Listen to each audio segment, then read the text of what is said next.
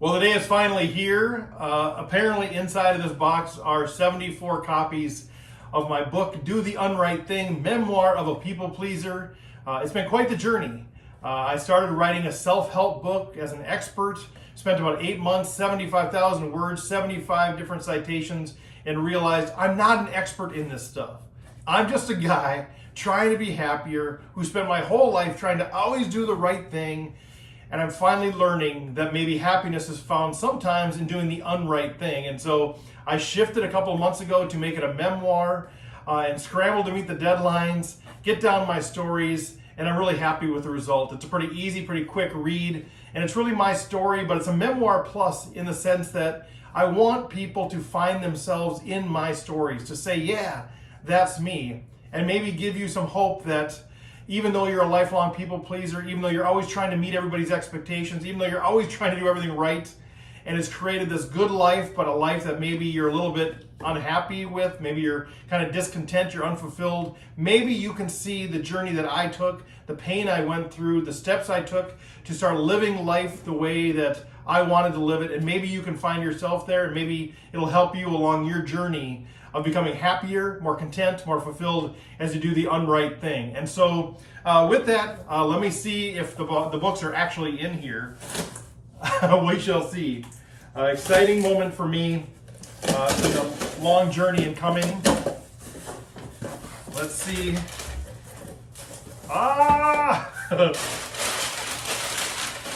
There's all that good stuff. Yeah. It looks like it's gonna be my book, folks. There it is. Not a big book, easy read. And yeah, that's me on the cover. And in fact, when this picture was taken, I wasn't even Steve Fredlund. My last name was Rice. This is before I was actually adopted by my mom's new husband. And if you look closely at this picture, that's pretty much how I looked throughout those years. Scared. I was a scared kid, lacking a lot of confidence, and in these pages are some of my stories about walking through that and realizing that ever since I was young, there was a certain way that I was creative. I like to have fun. I like to laugh, but a lot of that stuff was just tampered down by what I felt were the expectations of other people.